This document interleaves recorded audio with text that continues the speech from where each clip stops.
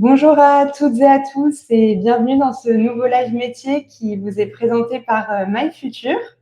MyFuture, vous commencez à le savoir, c'est la plateforme de référence pour trouver un stage et découvrir des métiers.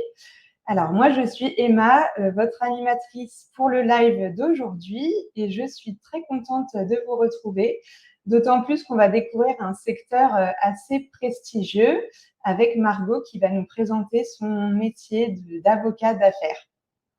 Mais avant de se lancer dans le vif du sujet, je vous précise qu'on sera accompagné de Thomas dans la modération. Donc Thomas qui sera là pour faire remonter vos questions dans le chat pour que je puisse les poser à Margot.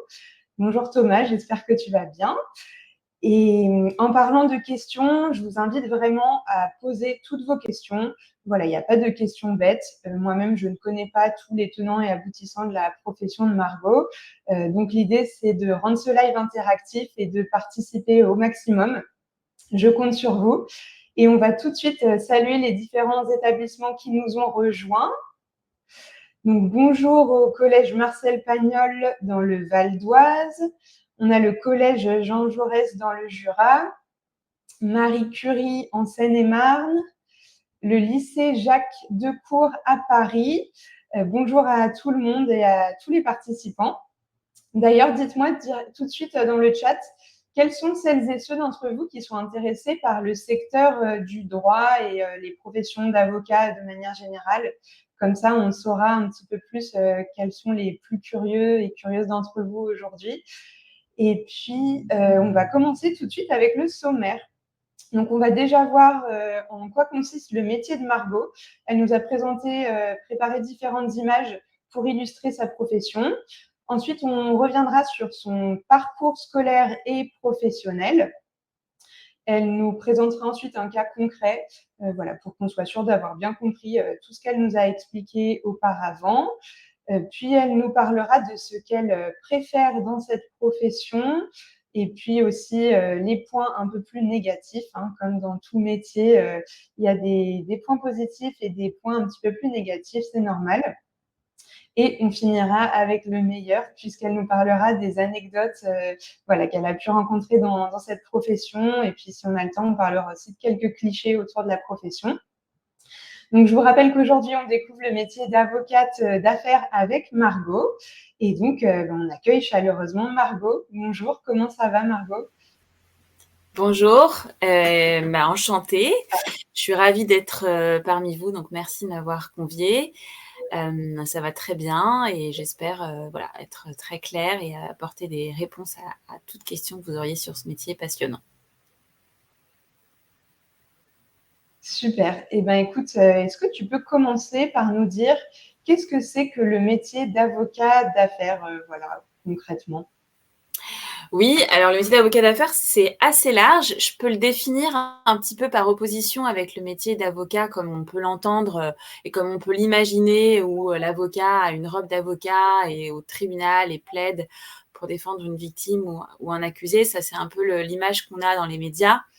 Moi, je n'ai jamais plaidé. Enfin, si, j'ai plaidé une fois et c'était catastrophique. Donc, le métier que moi j'ai exercé, c'était un métier de plutôt conseil aux entreprises.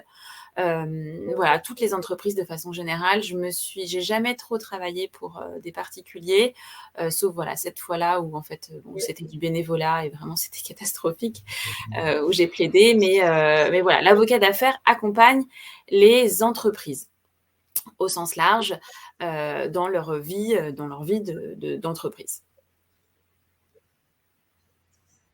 D'accord. Donc, si je comprends bien, parce que moi aussi, j'ai ce cliché-là en tête de l'avocat avec sa robe au tribunal.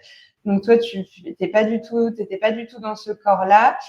Tu, en fait, aidais les entreprises dans leurs négociations pour que la vie de l'entreprise se passe bien selon le droit, voilà, qui n'a rien à voir avec l'avocat du tribunal. Exactement, l'avocat qu'on appelle C'est bien souvent ça. l'avocat pénaliste. Ou qui fait des divorces, ou l'avocat de la D'accord. famille. Voilà, c'est vraiment différent. On s'occupe principalement des entreprises.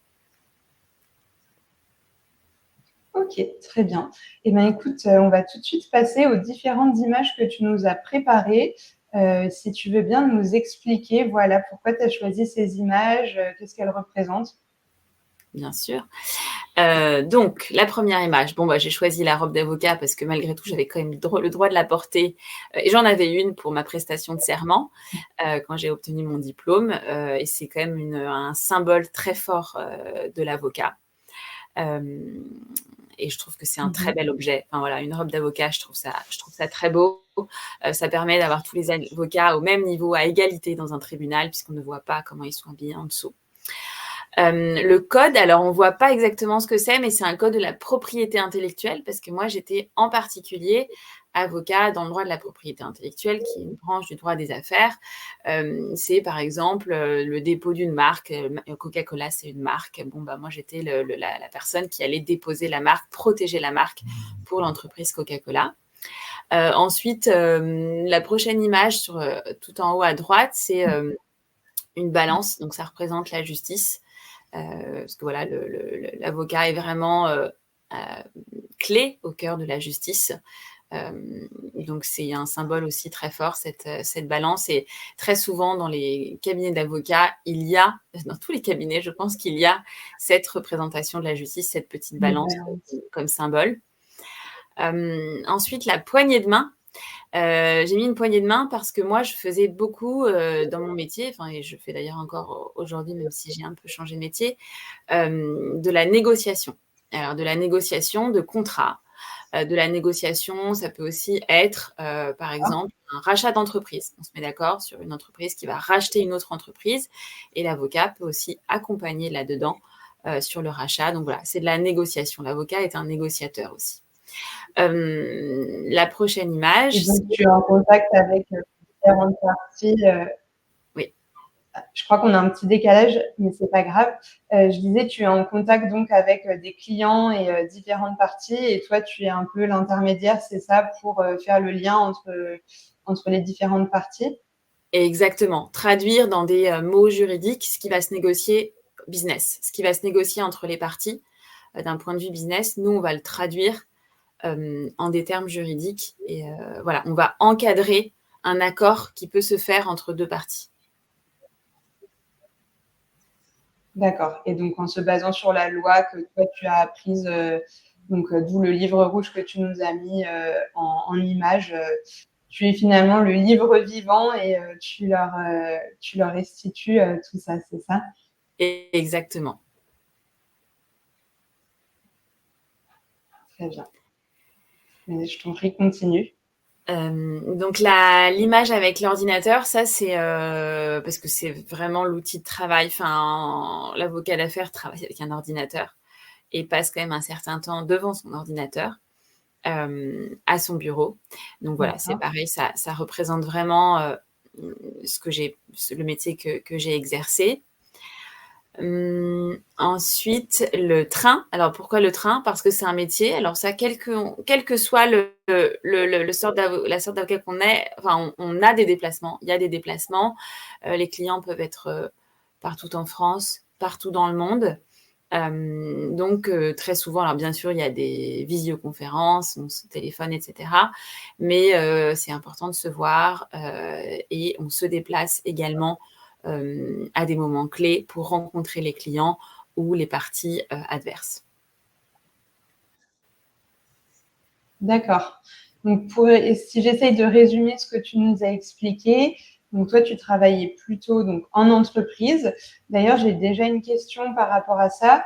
Est-ce que toi, tu travaillais au sein de l'entreprise directement ou tu faisais partie d'un cabinet d'avocats qui travaillait pour une entreprise? Est-ce que tu peux nous préciser ça? Oui, bien sûr. Donc moi, je travaillais pour un cabinet d'avocats. On était dans un cabinet d'avocats. Alors le dernier, j'en ai fait 2. Le dernier dans lequel j'ai travaillé, on était 4 avocats basés à Paris. Et nos clients étaient des entreprises. Donc on travaillait pour des entreprises, mais on avait plusieurs clients qui étaient toutes des entreprises. Et on travaillait depuis le cabinet. Et parfois, on allait les voir, on se déplaçait pour aller les voir. D'accord. Et donc, quand les entreprises avaient soit un problème, soit devaient éclaircir des questions de droit, donc peut-être qu'elles devaient faire des contrats avec d'autres entreprises, ce genre de choses, elles faisaient appel à vous, c'est ça? Exactement. C'est vous qui vous chargez de ça au sein du cabinet. Exactement. Ok, tout à fait. d'accord, très bien. Et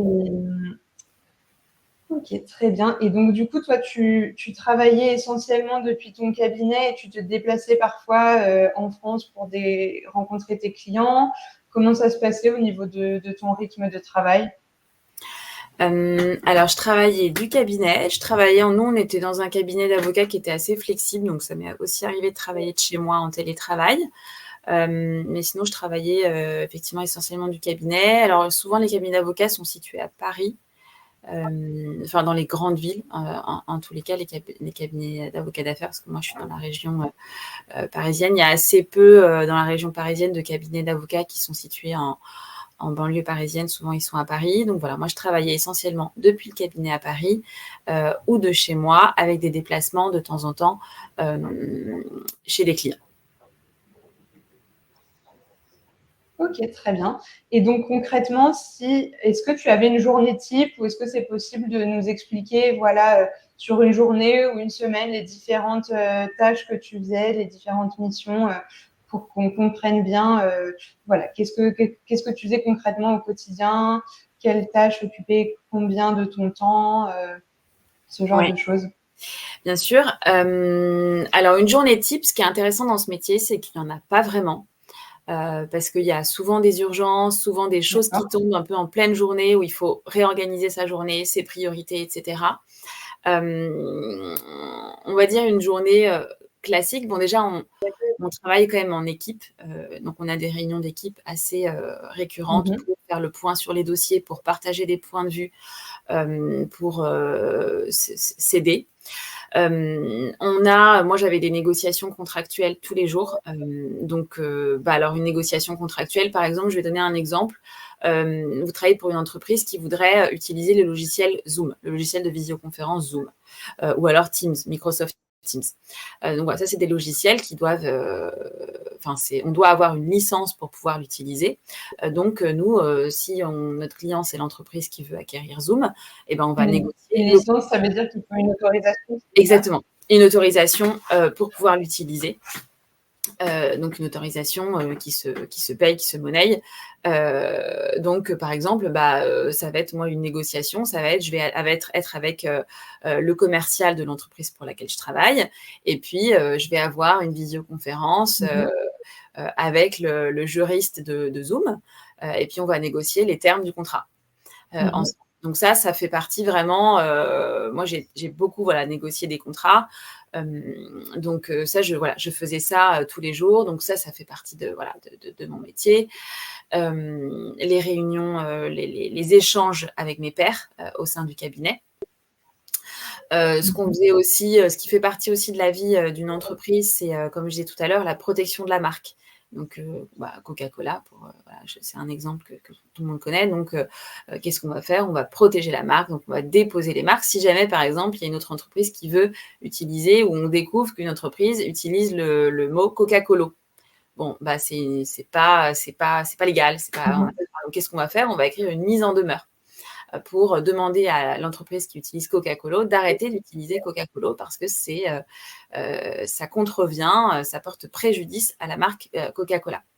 Donc là, c'est une mise en demeure. Donc, une mise en demeure, ça veut dire que vous écrivez un document pour demander à l'entreprise d'arrêter d'utiliser ce mot-là, c'est ça? Exactement, exactement, tout à Ok. fait. Donc ça faisait partie aussi de mon quotidien. Mon quotidien, c'était aussi de rédiger des contrats types. Par exemple, une start-up qui crée un logiciel, je dis n'importe quoi, de gestion de la paye, des salariés d'une entreprise. La start-up va créer son logiciel, etc. Elle va vouloir vendre son logiciel. Pour pouvoir vendre son logiciel, il lui faut un contrat pour pouvoir se protéger. Donc nous, on pouvait très bien, on avait pas mal de clients qui étaient des startups et on rédigeait leur contrat de vente, leur contrat d'achat des logiciels qu'elle D'accord. créait. D'accord. Donc, si je résume, il y a pas mal de communication avec les autres avocats de l'équipe pour être sûr de bien gérer les différents dossiers, pas mal de communication avec les clients, et puis ensuite, pas mal de travail d'écriture et de reformulation pour mettre tout ça en ordre et sous forme juridique pour vos clients. Tout à fait, exactement, exactement. Ouais, la rédaction et la communication, c'est effectivement, c'est un bon résumé. Et il y a aussi quand même un travail de recherche, alors qui peut Mhm. dépendre selon les sujets, mais des recherches juridiques. Alors on évoquera peut-être un peu le sujet plus profondément plus tard, mais on fait pas mal de recherches juridiques pour quand on a un problème qui vient à nous. Parfois, on a la réponse parce que c'est simple et que voilà, comme tu disais tout à l'heure, j'ai appris le code pendant mes études, donc je le connais et je suis capable d'apporter une réponse. Mais parfois, on n'a pas la réponse tout de suite, c'est plus compliqué que ça, donc on doit faire des recherches juridiques. Donc ça aussi, ça fait partie aussi de nos journées, D'accord. c'est de voilà, faire des recherches, se plonger dans les codes, plonger dans les décisions de justice pour voir s'il y a une réponse qui a été apportée à un moment donné ou que la loi apporte à notre problématique. D'accord. Donc un travail d'investigation également. Et pour revenir sur ce que tu disais sur la flexibilité, donc c'est une compétence assez importante dans le métier, de ce qu'on a pu entendre jusqu'à maintenant. Est-ce que tu pourrais nous parler des autres compétences qui, selon toi, sont nécessaires pour être un bon avocat, une bonne avocate C'est la rigueur. d'affaires, du coup? Oui, bien sûr. C'est la rigueur. La rigueur, je crois que c'est la rigueur, la fiabilité, je crois que c'est les... Pour moi, enfin voilà, le premier mot qui me vient à l'esprit, c'est la rigueur. C'est un métier qui demande extrêmement de rigueur. C'est pas qu'on n'a pas le droit à l'erreur, mais presque. Il y a une grande responsabilité qui pèse sur l'avocat vis-à-vis de ses clients. On a une déontologie à respecter.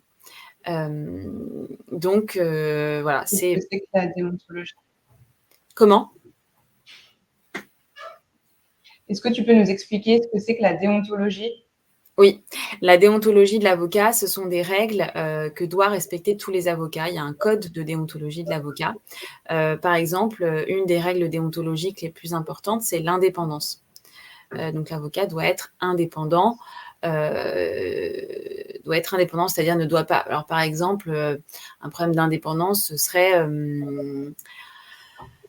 bon, là, je vais venir à... Alors, dans mon cas, ce serait, par exemple, si je vais défendre l'entreprise de mon père. Il y a un problème d'indépendance parce que, voilà, il y a D'accord. un lien familial, voilà. Donc ça, c'est Ça veut dire que tu vas peut-être être amené à favoriser ton père plutôt que oui, l'autre voilà, entreprise, exactement. plutôt que d'avoir un point de vue neutre sur la situation. Ouais. D'accord. Donc voilà, il y a plusieurs... Et d'ailleurs, quand on prête Ok. serment, Bien. on doit s'engager à respecter un certain nombre de règles qui sont écrites au code de déontologie. D'accord. Donc une profession finalement pour laquelle il faut beaucoup de sérieux, beaucoup travailler et avoir le souci du détail. Oui, mais je rajoute aussi, parce que ça n'a pas l'air très fun comme ça, de la créativité. C'est un métier aussi qui nécessite de la créativité. Parfois, voilà, on n'a pas la réponse exactement à une question, et on va inventer une solution juridique avec des indices qu'on a dans la loi ou dans les décisions de justice. Donc, on peut être créatif dans ce métier et on peut beaucoup s'amuser. D'accord. Ok. Très bien. Écoute, je te propose qu'on revienne sur ton parcours scolaire et professionnel. Mm. Est-ce que tu peux nous dire, dans un premier temps, est-ce que tu as toujours voulu faire ce métier ou comment ça t'est venu voilà, quel a été un peu ton cheminement professionnel? Non, alors j'ai pas toujours voulu faire ce métier. Je savais pas trop quoi faire après le bac. Donc la fac de droit, c'est souvent là où atterrissent beaucoup de gens qui savent pas trop quoi faire, parce que ça mène à beaucoup de choses. Donc je me suis inscrite en fac de droit. Ça a bien marché pour moi, ça m'a plu. Donc j'ai continué. Voilà comment j'ai atterri là. Moi, j'avais fait un bac D'accord. ES. Alors je sais que ça n'existe plus aujourd'hui. C'est un bac avec dominante Oui, économie et effectivement. mathématiques.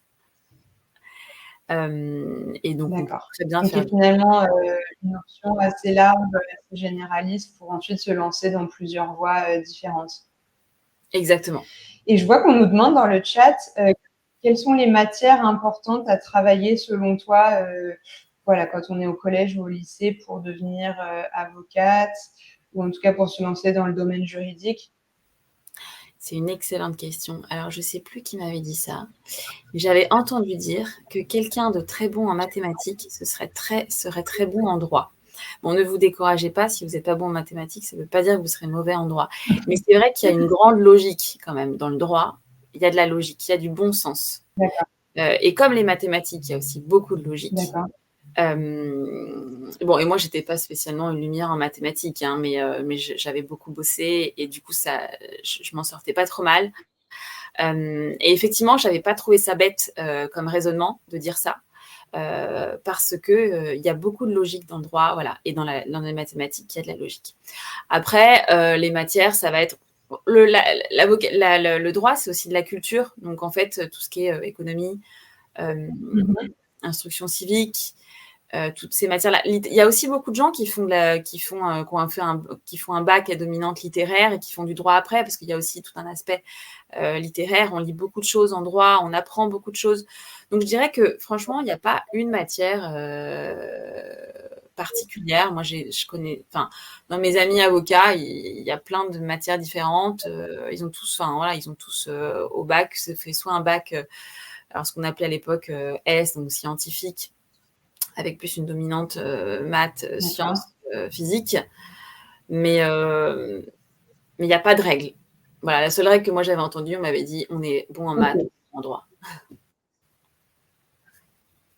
Ok. En tout cas, essayer d'avoir un parcours plutôt généraliste au collège-lycée pour ensuite se lancer après le bac dans une filière de droit plutôt.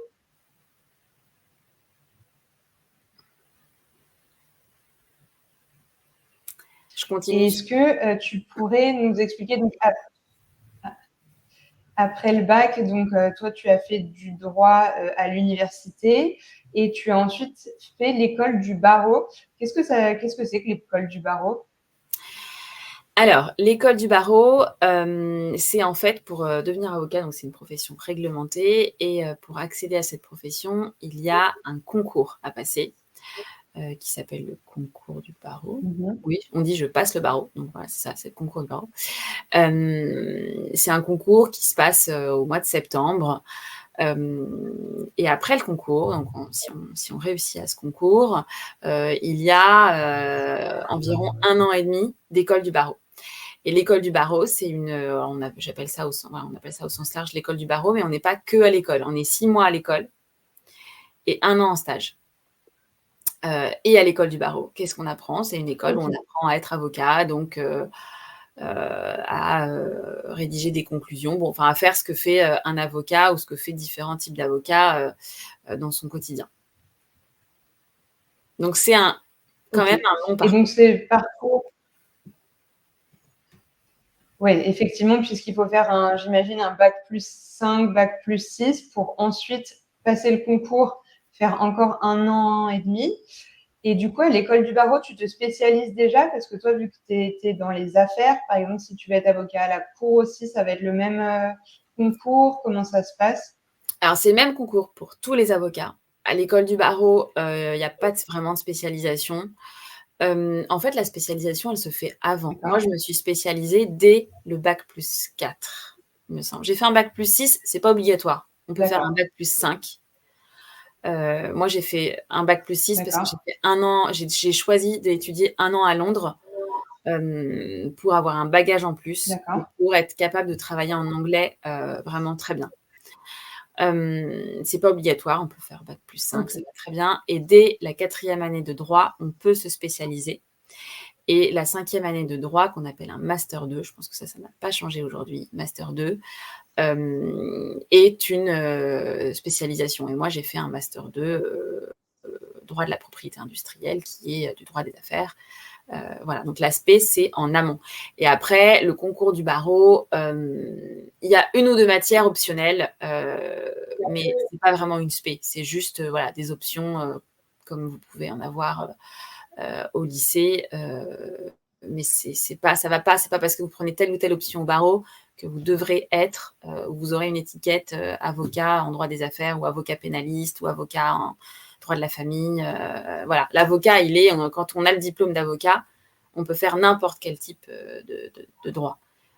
Après, c'est vous qui vous décidez de vous spécialiser OK. par rapport à vos études ou par rapport après à vos opportunités. OK, très bien. Mais je te remercie. Donc un parcours, d'études, un parcours studieux, assez long. Il faut être prêt à faire de longues études. Et tu nous as parlé ensuite de ton insertion, professionnelle au Luxembourg. Donc tu es directement partie travailler à l'étranger après tes études, c'est ça? Pour ensuite revenir à Paris? Exactement. Ouais, ouais. Moi, j'ai commencé par travailler au Luxembourg, parce que j'avais envie d'une aventure, internationale. Donc j'ai travaillé dans un cabinet international qui est situé au Luxembourg, ce petit pays, au nord-est de la France. J'ai travaillé là-bas pendant 2 ans. C'est très intéressant de travailler là-bas parce que c'est vraiment très international. On est très vite responsabilisé dans les cabinets qui sont situés au Luxembourg. Pour débuter sa carrière, c'est vraiment pas mal. On apprend assez vite. Et ensuite, au bout de 2 ans, je suis rentrée en France et j'ai exercé au sein d'un cabinet pendant 3 ans à Paris, en France, dans un cabinet aussi international, dans le sens où nos clients étaient situés un petit peu partout. OK. Donc finalement, c'est, une bonne, un bon parcours, professionnel si on veut travailler soit à l'étranger, soit avec, des clients étrangers. Exactement, tout à fait. Très bien. Eh bien, écoute, je te propose qu'on enchaîne sur, un cas concret. Donc l'émission, on les a déjà un petit peu évoquées. Est-ce que tu peux, voilà, essayer de nous concrètement, du coup, nous expliquer, qu'est-ce que une tâche un problème que tu serais amenée à résoudre, dans ta profession d'avocate? Voilà. Oui, bien sûr. Donc j'ai parlé un petit peu des négociations contractuelles. Ouais, nous, nos entreprises étaient pas mal des entreprises dans la tech et vendaient des logiciels Dans les technologies, c'est oui, des ça? technologies. Vendaient des solutions logicielles dans les technologies. Donc, par exemple, alors j'ai en tête un client qui vendait un logiciel de sécurisation pour sécuriser en fait d'autres logiciels. C'est-à-dire empêcher les fuites de données, le hacking, des choses comme ça, un logiciel de sécurité informatique.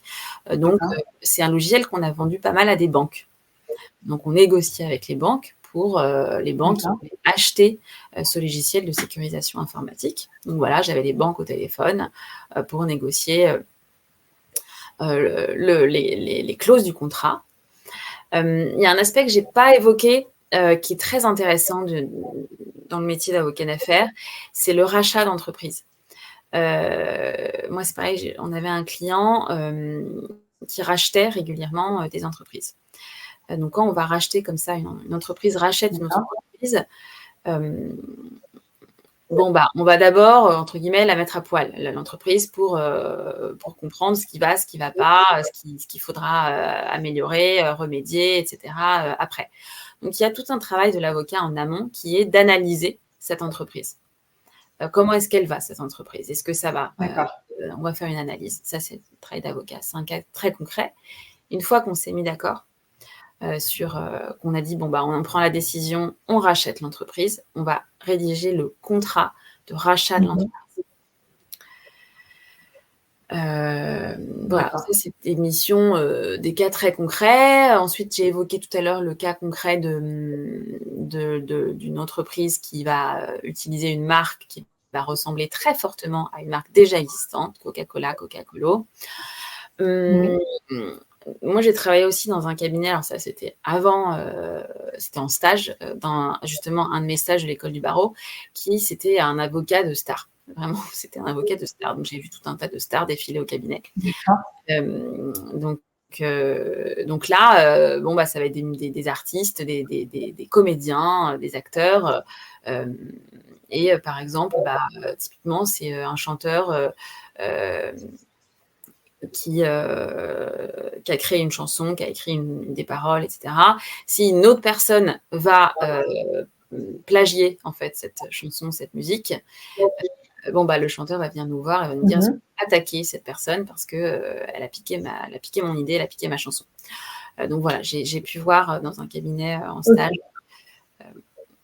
Voilà, ça c'est aussi un cas très concret qu'on peut faire dans ce cas. Donc finalement, on fait des missions assez variées, même si le côté entreprise, affaires, reste voilà, ton champ de travail. Tu es quand même amené à faire des missions assez variées. Et tu nous as également évoqué les problématiques que tu peux rencontrer. Donc, tu nous as parlé de l'exigence des clients et du vide juridique. Est-ce que tu peux nous en dire plus ? Oui, alors l'exigence client, ça c'est quelque chose à savoir. Un avocat, c'est un coût pour une entreprise, pour un client. C'est cher. Les services d'un avocat, c'est assez cher. Donc le client en attend énormément de son avocat.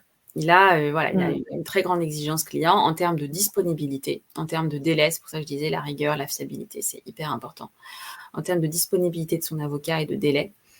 Et parfois, il peut y avoir pas mal de pression du client. Une autre problématique, c'est le vide juridique. Alors, le vide juridique, c'est, par exemple, on a une problématique qui est posée par un client et il n'y a pas la réponse dans le droit, dans le code. Il n'y a pas la réponse dans le code, il n'y a pas la réponse dans la loi. C'est là où je parlais un peu de créativité tout à l'heure. On va pouvoir être créatif. On va trouver une solution. On ne peut pas dire à un client, j'ai pas de solution à ton problème. Donc, on va chercher une solution en se rattachant à des règles existantes, en essayant de déduire, de créer une solution avec l'aide de règles existantes ou d'une décision de justice, je ne sais pas, un juge qui aurait rendu une décision dans un cas similaire au nôtre. Voilà. Donc, c'est à la fois une problématique et à la fois quelque chose de très intéressant. C'est que voilà, on est amené à être très créatif dans certains cas. D'accord. Donc, s'il n'existe pas écrit noir sur blanc, si la situation qui se présente n'a jamais été écrite noir sur blanc dans le droit, en fait, vous allez piocher dans différentes affaires ou différents cas qui ont déjà été, qui sont déjà arrivés pour vous créer cette solution. Et peut-être qu'ensuite, dans le futur, quelqu'un d'autre utilisera ce que vous avez créé pour trouver une autre solution à un autre problème qui serait un peu similaire. Exactement. Super intéressant, effectivement. Il y a un côté investigation, enquête assez fort dans la profession. Et une stimulation et puis, tu nous as parlé donc… Oui, du coup, parce que tu es finalement amené à créer toi-même quelque chose qui va faire office de loi par la suite, donc qui est amené à rester. Donc, c'est vrai que c'est très intéressant. Et tu nous as évoqué, pour terminer sur le cas concret, la communication, communiquer dans les solutions à apporter. Qu'est-ce que tu entends par ça ?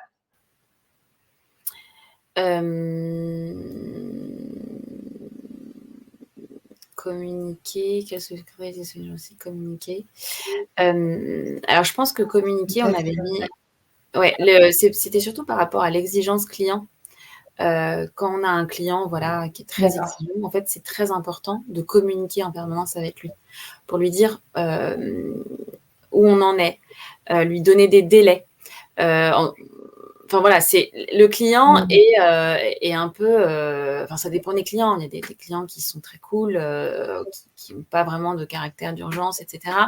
Mais moi, j'ai vraiment eu souvenir aussi où j'avais vraiment besoin de communiquer avec le client pour le rassurer, pour lui dire où j'en étais, pour aussi parce que parfois on va lui proposer des solutions, on va lui dire il y a telle solution, tu peux aussi réagir comme ça, faire ça, et ça va être lui aussi qui va prendre sa décision par rapport à ce que nous on va lui proposer, les différentes solutions. Donc c'est vraiment c'est par rapport la communication, c'est par rapport à la problématique sur l'exigence client. C'est vraiment un communiquer avec le client, c'est hyper important. Ok, donc il faut quand même des qualités, on va dire, relationnelles assez développées dans ce métier et aimer communiquer avec les autres. Tout à fait. Très bien. Et bien, on va tout de suite passer aux points les plus positifs, donc ce que tu préfères de ce métier-là, et ensuite on enchaînera sur les points négatifs. Je pense qu'on l'a déjà un petit peu évoqué, mais voilà, qu'est-ce que toi, tu as préféré dans cette expérience tout au long de ta carrière? Ouais, c'est que c'est jamais la même chose. On a une diversité des tâches. Chaque journée se ressemble pas. On a enfin voilà, les tâches sont très variées. On a des clients qui sont très variés, des secteurs industriels qui sont très variés. Voilà, qu'on travaille avec des entreprises, on peut travailler avec une start-up, un gros groupe, dans des secteurs différents. C'est très très intéressant. Ça, c'est vraiment génial. On s'ennuie jamais, jamais, jamais.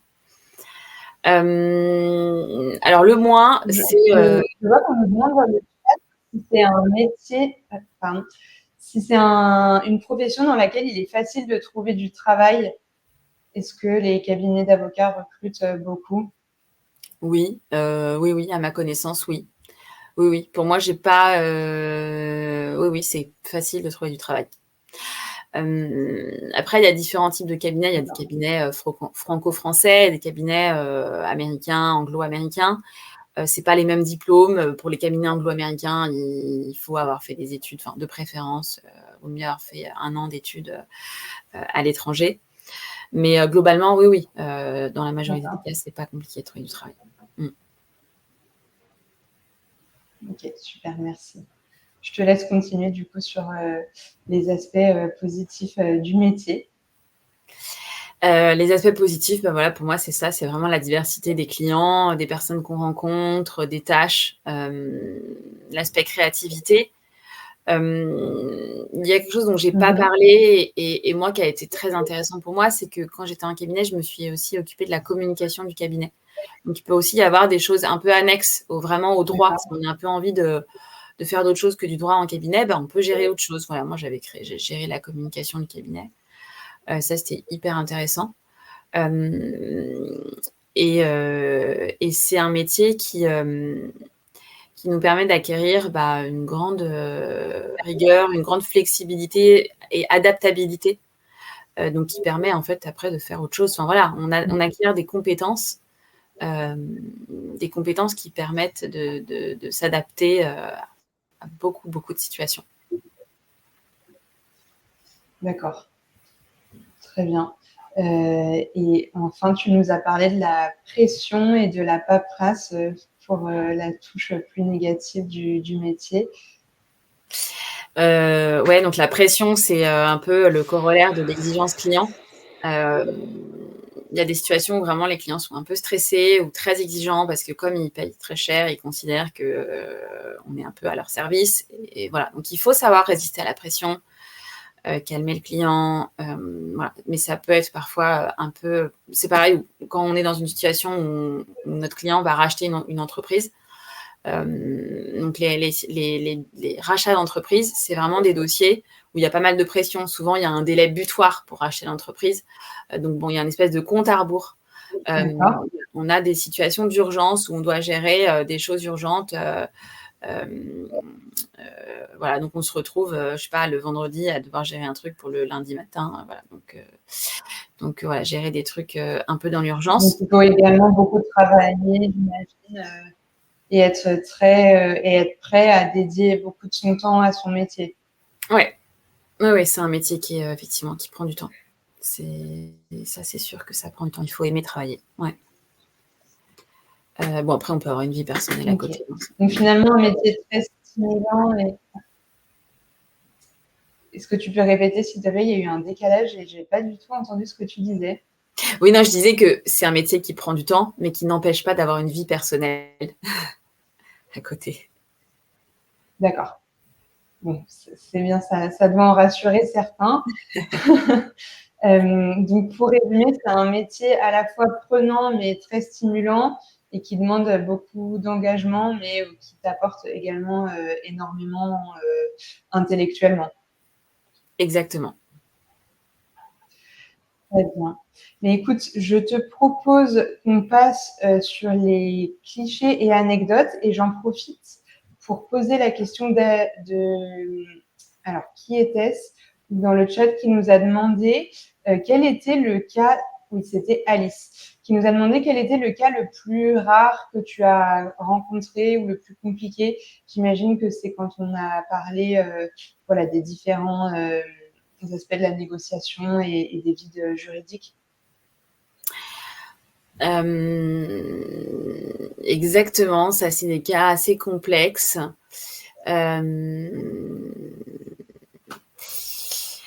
Est-ce que tu aurais un exemple à nous donner? Alors, je peux venir sur l'anecdote. Ça, c'était aussi. Donc, on est dans le cadre d'un rachat d'entreprise et donc on va foutre l'entreprise qu'on va racheter, on va la foutre à poil pour voir ce qui va pas. Donc, on va vraiment décortiquer les contrats qu'ils ont, les salariés, est-ce que les contrats sont en place avec les salariés, etc. Bon, on va tout décortiquer. Et là, on se rend compte qu'il y a des trucs qui vont vraiment pas. Et notre client à nous, qui veut racheter cette entreprise, prend vraiment des très gros risques. Ça, c'est un peu délicat. Parce que nous, on va dire à notre client, on vous prévient, vous prenez un très gros risque à racheter cette entreprise. Il y a ça et ça qui va pas. Conséquences, c'est des conséquences ensuite, je sais pas, de notre client qui pourrait, si elle décide in fine de racheter l'entreprise, c'est avoir des sanctions, c'est que la boîte coule. Enfin bon, ça peut avoir des conséquences importantes. Et là, on peut avoir un client qui nous dit, écoutez, moi, je veux quand même racheter l'entreprise, donc débrouillez-vous, couvrez-nous, protégez-nous à travers le contrat, trouvez les clauses qui vont bien aller, etc. Ça, c'est vraiment des cas, moi, j'ai eu un cas un peu difficile, c'est le matin même, on devait signer dans la journée le contrat de rachat. C'était, je crois, une entreprise qui vendait des fringues et qui allait racheter une marque de caleçons pour hommes. Et donc moi, j'avais un peu regardé si toutes les marques avaient été déposées, les contrats, les dessins sur les caleçons, parce qu'il y avait des dessins particuliers sur les caleçons, étaient bien protégés, etc. Et le client, enfin la personne en face, nous avait pas communiqué toutes les informations. Et le matin même, on devait tout signer. J'ai accès à une information que j'avais pas eue avant et qui changeait tout le truc. Et là, j'étais obligée de dire au client, on n'est pas très bien, on se sent pas très bien parce qu'on est tous censés signer aujourd'hui. Tout le monde est content, on va signer un deal, etc. Et là, on se rend compte qu'il n'y a vraiment pas dans l'entreprise qu'on rachète. Enfin, que notre client s'apprête à racheter. Et donc, pour dire les choses au client... Dans ce cas-là, qu'est-ce que tu fais ? On n'a pas le choix que de dire les choses aux clients. De toute façon, c'était pas de notre faute. C'est le vendeur en face qui nous a donné l'information un peu au dernier moment. Donc là, c'est encore une fois faire preuve de diplomatie et de créativité dans les solutions. On peut toujours, au dernier moment, dire voilà ce qu'on peut proposer, voilà ce qu'on peut rajouter dans le contrat pour vous protéger. Il y a plusieurs façons de gérer la chose, mais voilà, c'est un cas très concret qui n'a pas été facile. Un autre cas, pareil, dans le cadre d'un rachat d'une boîte, c'était... donc, nous, notre client voulait racheter une entreprise qui avait été créée par deux frères. Et qui avaient on va dire, des petits conflits un peu latents, mais ils s'étaient à peu près mis d'accord, justement. C'est pour ça, d'ailleurs, qu'ils voulaient vendre leur boîte. Comme ils ne s'entendaient plus, comme ça, pour être débarrassés, etc. Mais c'était un peu les feux de l'amour, quoi. Enfin, c'était un peu une série TV parce qu'il y avait des rebondissements en permanence. Un jour, ils se détestaient, ils se parlaient plus. Un jour, ils étaient d'accord. Un jour, donc jusqu'au dernier moment, dans le cadre de ce rachat d'entreprise, on ne savait pas si ça allait passer. Et nous, on n'était pas très bien parce que le client, enfin, tout le travail préparatoire au rachat de la boîte avait duré des mois et des mois et les factures étaient énormes pour notre client. Et après, c'est lui qui nous demandait de travailler sur son opération. Et lui, il était à fond dedans, il voulait absolument racheter ce truc-là, etc. Et on savait qu'en face, les frères se disputaient, ils n'étaient pas sûrs, puis se faisaient des coups bas aussi. Enfin, c'était une série télé. Et puis, en fait, à la fin, finalement, ça a capoté. Le rachat, c'est pas fait. Okay. Donc ça, c'est aussi gérer un peu un côté inattendu, rebondissement, et puis là, des ententes, voilà.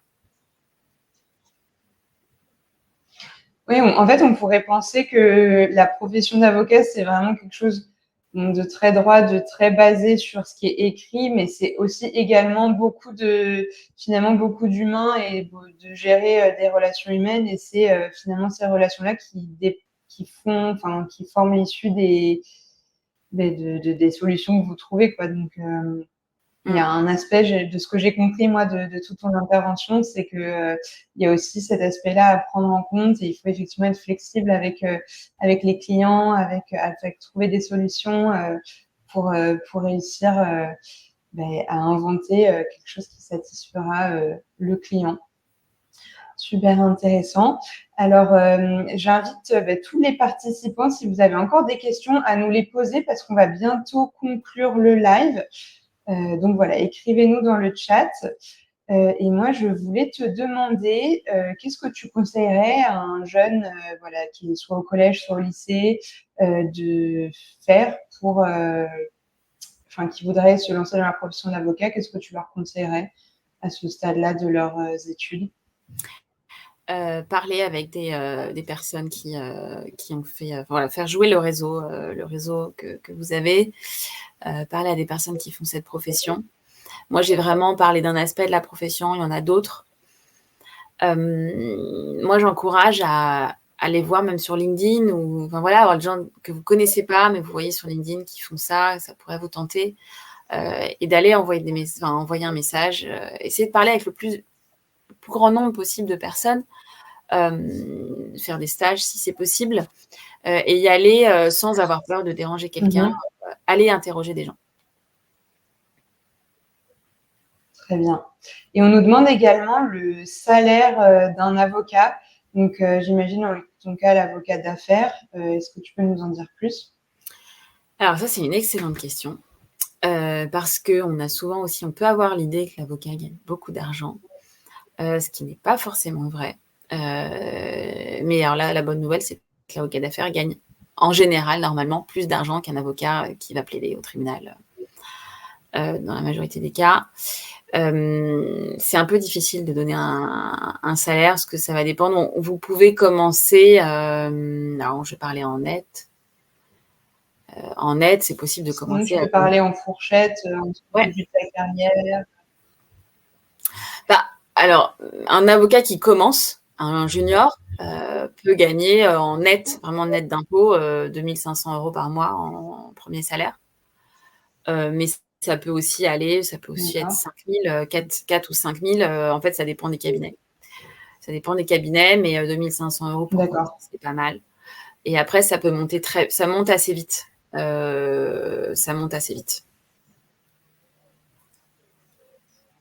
Ok, donc après 2-3 ans d'exercice, tu gagnes directement beaucoup plus d'argent.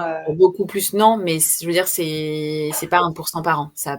On peut vraiment, puis il y a une part de variable en général aussi. Il y a toujours une part de bonus qui vient en plus. Et ce qui est intéressant aussi, si on veut compléter sa rémunération, par exemple, moi, dans mon cas, je travaillais pour un cabinet, mais j'avais le droit d'avoir des dossiers personnels. Donc, ce qui permet de compléter. J'ai une copine qui me recommande auprès d'un de ses copains qui crée une start-up. C'est un dossier perso qui vient compléter sa rémunération qu'on a dans le cabinet pour lequel on travaille. D'accord. Donc, ça veut dire que tout l'argent que tu vas récolter de ce cas-là te reviendra à toi et ne sera pas partagé au sein du cabinet. Exactement. Tout à fait. Ok. Très bien. Eh bien, je consulte le chat une dernière fois. Ah, on nous demande, est-ce que le salaire dépend des clients? Alors, oui et non. Je dirais que le salaire dépend plutôt du type de cabinet dans lequel vous allez travailler, mais en général, selon le type de cabinet, ils auront des clients différents. Un gros cabinet qui est un cabinet américain. Quand je dis un cabinet américain, c'est un cabinet américain qui est implanté en France. Il y a beaucoup de cabinets américains qui sont implantés en France, cabinets anglais qui sont implantés en France. Ils ont des gros clients. Les honoraires sont très importants en général. Les petits cabinets, les honoraires sont souvent moins importants. C'est une généralité que je fais, il y a toujours des exceptions, mais donc oui et non. Ça va dépendre du cabinet dans lequel vous allez travailler, si c'est un petit, un moyen, un gros. Mais en fonction de la taille du cabinet, ils n'auront pas les mêmes types de clients. Donc, in fine, effectivement, ça va dépendre aussi du client et ça va dépendre aussi de votre niveau d'expérience. Ok, donc si je comprends bien, ça ne va pas forcément dépendre des clients, mais plutôt directement du cabinet dans lequel tu travailles. Et le cabinet dans lequel tu travailles, selon son prestige et sa visibilité, va attirer différents clients et c'est ça qui va faire la différence. Ok, très bien. Eh bien, écoutez, je pense qu'on va pouvoir conclure ici. Merci beaucoup, Margot, pour ton intervention qui était très riche. On a appris plein de choses. Moi-même, qui ne connaissais pas grand-chose au domaine, c'est beaucoup plus clair pour moi. J'espère que tout le monde en ressortira avec plein d'informations en tête. Donc, ceux qui voudraient se lancer dans le domaine, accrochez-vous pour vos études, soyez curieux et puis rigoureux, de ce que j'ai compris. Mais ça paye et puis on peut se lancer dans une carrière hyper enrichissante. Donc, lancez-vous, ceux qui sont intéressés par le domaine du droit. Et bien voilà, on va se dire au revoir ici. Donc, merci beaucoup Margot. Merci à tous les... une dernière question, vite avant qu'on termine. On nous a demandé depuis combien de temps tu fais ce métier-là. Donc, tu as exercé combien de temps cette profession ? Alors, moi, j'ai fait ce métier-là pendant 5 ans et là, en fait, je fais un autre métier qui a un lien avec le métier d'avocat, qui est un nouveau métier qui s'appelle Data Protection Officer. C'est un métier qui existe depuis 2018. Donc, j'ai exercé la profession d'avocat de 2013 à 2018. Et depuis 2018, je fais cet autre métier. Mais voilà, j'ai fait 5 ans et j'exclus pas d'y revenir. Je pourrais très bien y revenir. J'ai arrêté, en fait, j'ai évolué. C'est pas parce que j'en avais marre, c'est parce que j'ai eu une autre opportunité professionnelle qui me plaisait beaucoup. Donc, j'ai décidé d'évoluer dans ce sens-là. Et voilà, j'ai exercé ce métier pendant 5 ans et j'ai vraiment beaucoup aimé l'exercer. Et ça m'a apporté 1000 choses pour mon évolution ensuite après. On peut très bien, en étant avocat, on apprend tellement de choses. On acquiert tellement de compétences. Et là, je ne parle pas que des compétences, des hard skills, je parle aussi des soft skills, des compétences humaines, qu'on peut faire 1000 choses après. Vraiment 1000 choses. Ok, donc finalement, c'est un secteur assez flexible et si on se lance dans la profession, on peut bifurquer assez facilement, ce qui est intéressant à savoir. Pour ceux qui ne voudraient pas faire le même métier toute leur vie, il est possible d'évoluer dans le secteur du droit. Super. Écoute, merci beaucoup Margot pour ton intervention. Merci à toutes et à tous pour votre participation. Vous avez été super actifs dans le chat et ça a rendu l'intervention super vivante. Donc, merci à tout le monde. Je vous invite à rester dans le chat quelques minutes de plus parce que Thomas, dans la modération, va vous partager un petit questionnaire de satisfaction qui nous permet de continuer à nous améliorer. Donc, n'hésitez pas à y jeter un œil. Et puis, on se retrouve le 6 juin à 11h pour notre prochain live et pour découvrir cette fois un tout autre domaine, puisqu'on y découvrira le fonctionnement d'une ferme et les différents métiers qu'on peut exercer au sein d'une ferme. Donc voilà, le 6 juin à 11h. Merci Margot, merci à tous. Et puis, n'hésitez pas à nous retrouver sur notre site myfutu.re ou bien sur nos réseaux sociaux, notamment Instagram. Et bonne journée à tous. Merci beaucoup. Au revoir.